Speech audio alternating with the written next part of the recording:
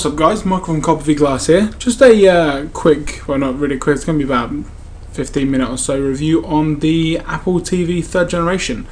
I recently picked one up the other day from the Apple Store, just because of the whole fact that I'm locked into the Apple ecosystem quite a lot in terms of my Mac, my iPhone, now the Apple TV, iPod Touch, iPod, etc. So I'm totally in that kind of category that Apple are trying to kind of sell this to someone that's locked into the iTunes universe basically. And you can see here, first off, we've got like a real nice screensaver going on at the moment, very similar if you've got a MacBook to obviously the screensavers you can get in there. Do have then the remote control, so a very nice remote, very small, aluminium as well, very nice. So we've got kind of a menu, play, pause, directional keys, and then kind of like a enter kind of button as I would put it. So just click now on the menu button, takes us straight to the kind of home page basically of the Apple TV. I was going to call the iTV then, the Apple TV, and obviously in here you've got the different sections down the bottom along here. Obviously you've got movies, which would then obviously take you into the movies either that you've purchased. It does have a top movie section as well. Again, all run through iTunes, so if you want to obviously kind of download new movies, or for instance Dark Shadows, which is really a brand new film, you can either buy it for £9.99 or rent a HD version for £4.49, which is pretty good value. I mean, obviously if you've got Netflix and stuff, you do pay kind of like a monthly fee for that, but you don't get these up-to-date films. Obviously Netflix is included in the box, which we'll get to in a second. We've then obviously got TV shows. Again, it is either TV shows that you've purchased, or again new TV shows that are basically out at the time. And again, you can see here from the menus are very fast, very responsive, and you can see from the click here, just going up, down, very quick and very responsive. So that is real nice basically, very nice. Next up you do have the music section. Now I have my Apple TV connected up to my MacBook, so when I go into my music section on here, it will be different if you don't do this, but if you go into music section on here, got a very iTunes-esque kind of menu down the side here. And again, if I just for instance go to artists, it kind of gets everything from my Mac for me to then play on my Apple TV. Again, it's got the albums and things. Obviously, it has to load certain things. It does obviously use Wi-Fi. But then if I just click here, all songs, what will then do, it gets all the songs now. I can just basically shuffle the songs, make sure my telly's not too loud at the moment. I can just shuffle the songs. What will then do, it will pick it up from obviously my MacBook and then just start playing it on the Apple TV. And obviously if you've got a really good stereo system and things, obviously it'll start playing it through that, which is, you know, really nice. I'll just turn that down a little bit. Then again, go from song to song basically. Obviously the album artwork, all there. Again, I usually have super kind of high quality album artwork, and putting it now on the TV is even better. Obviously if you just go with the stock kind of iTunes artwork, sometimes it's a bit low quality basically. So if you can do it this way, then that's perfect basically. So again, it's got all the music on there that I own, and again, I'm pretty sure that's the only way to use the music function on the Apple TV. There's no kind of rental of music or store of music like there is on kind of TV shows and movies basically. We then do have the computer section, which again is hooked up to my MacBook, which I haven't turned on. But again, it's similar to the fact that I can pick up my music and things from there. It obviously would then pick up things like photos and things like that. But the reason I haven't done that, I will go into that in just one second. Obviously the settings is pretty much standard Apple settings, obviously general, screensaver, store, audio and video, etc. Then you do have what we call the channels basically. So you do have, start over this side, you've got the Netflix channel, which again, if you're a Netflix subscriber, you get all the access to that. If you're part way through watching a movie, you can pick it up again through here. The 2012 iTunes Festival, again, we've got all that information on here as well. You can watch each individual gig basically, the full sets, which again is a really nice feature. Again, the interface is really nice. MLB, if you're into Major League Baseball, not so much in the UK, but you can access that if you need to. Movie trailers, again, it uses the Apple Movie Trailers website, basically and condenses it into a form factor that fits on the TV. The YouTube app, which again is very nice. Obviously I'm logged in here as myself down the bottom. If I click on here, go to subscriptions, it then has all my subscriptions with all the latest videos on there basically.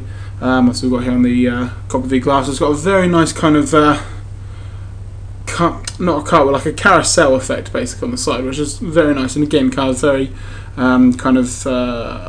like the cover flow in iTunes basically. So again, it all takes kind of different parts from different things. You know, the home screen to me looks like iOS, and then some of the things like iTunes, etc.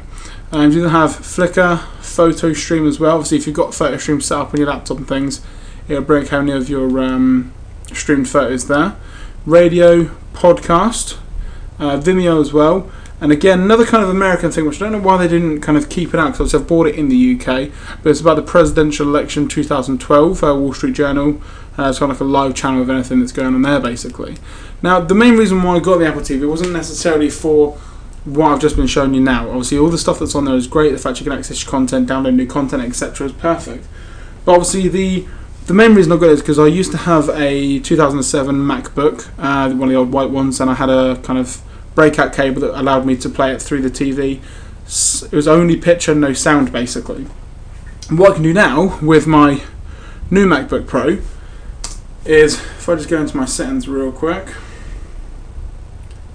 and click on the AirPlay feature, and then bam. So everything you see now on my MacBook is on the big screen. Okay. So again, if I'm doing anything, basically, again, if I, for instance, open up iPhoto, it opens iPhoto. It works exactly as you would expect it to. So the reason I haven't really had the Photostream option turned on is mainly for this reason. If I just have a look here at this album, for instance, where I went to Bewley Car Museum, and again, you can literally just click on the pictures and it'll bring them up perfect for you to view, for everyone else to view, basically. Flick between them like you would. You can do like a slideshow, for instance, in iPhoto, which is really nice. There you go, going big screen there, which it automatically does anyway because of the full screen apps on the MacBook. So a really nice feature, really super fast. I mean, if you look at kind of the way that I'm working on it here, if I just go between a picture, there is lag, yes, but not kind of, if you're just looking at pictures, you're not really going to be worried about it, to be honest, are you? Again, similar sort of thing with things like iTunes as well. Obviously, I mentioned I can pick up my music from in there, but now if I wanted to, for instance, do it through the MacBook, which again, if I'm sat on my sofa and things, you know, I don't see why I wouldn't. It's a very neat feature to have. It's got all the music and things along the top. So again, got everything on there. Again, if I go into my podcast now, again, bring this down the front real quick. If I go into my podcast and just open up a podcast, let's have a how-to guide from CNET. What it will then do is it'll stream it from my laptop straight over the air to the TV, basically. So again, if you're looking right now at my screen, it's not showing the movie.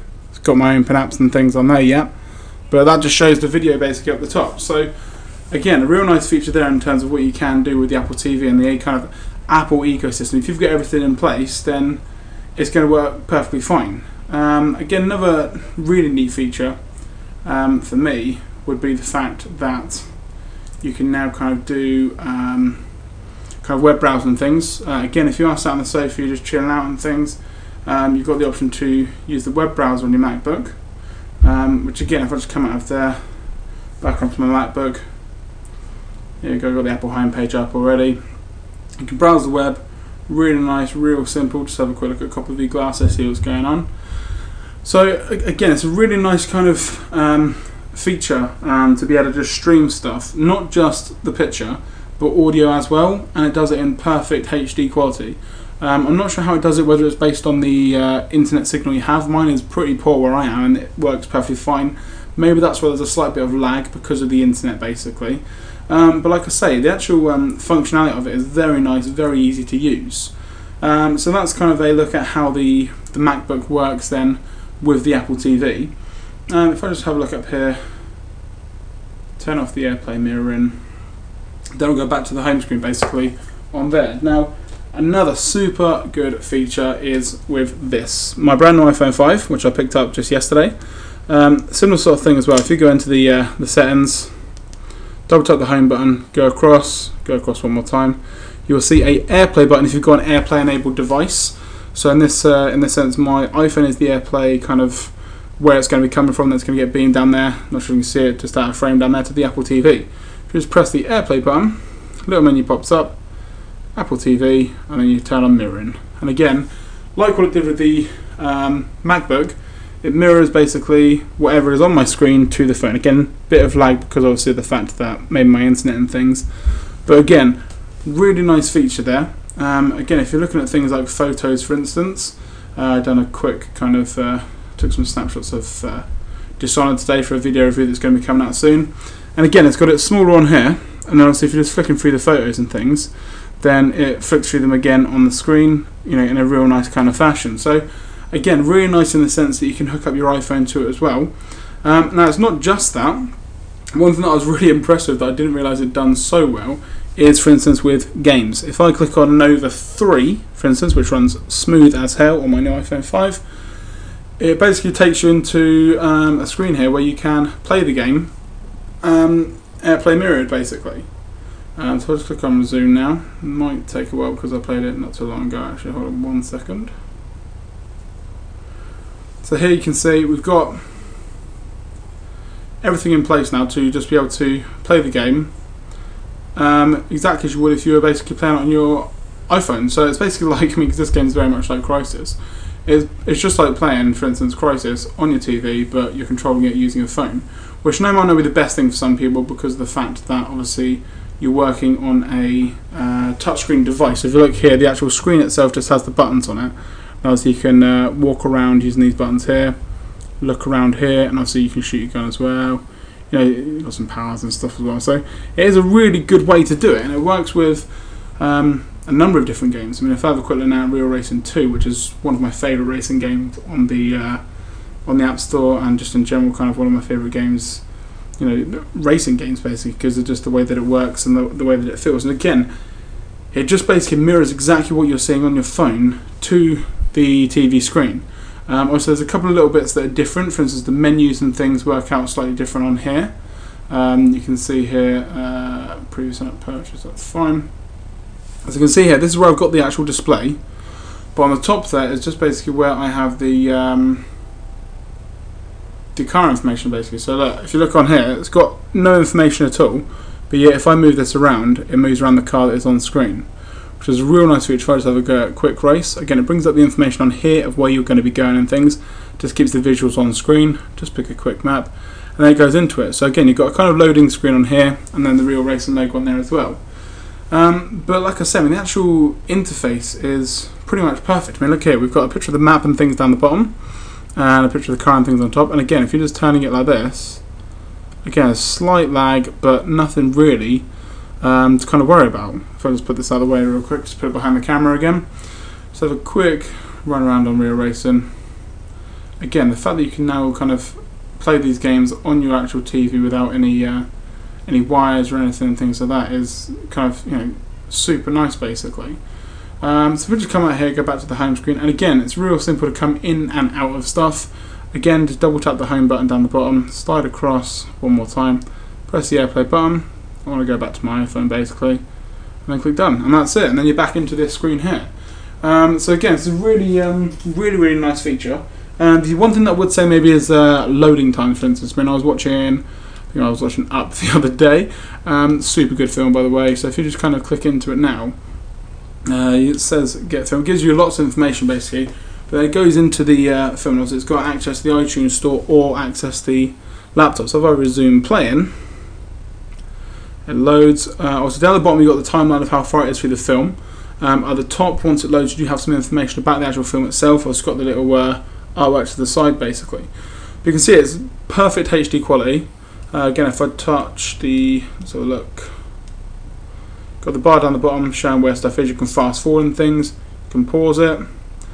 I went back to the menu. The buttons for pause and menu just down the bottom here. One's inverted, the menu button, and then one's outverted, well, kind of more raised up basically. But I mean, I'm going to kind of end the video now because, you know, just kind of, we've gone over pretty much everything. So this is, like I say, a quick review, maybe a bit of an in-depth review depending on how you're looking at the timescale and things, of the third generation Apple TV. Like I say, you can pick them up for about £99 from the Apple Store. They are cheaper elsewhere. Mine was only £75. So like I say, obviously, if you can get one and you are in the Apple ecosystem, I would highly recommend it. So like I say, I'm Michael from Copper v Glass, and I will catch you in the next video.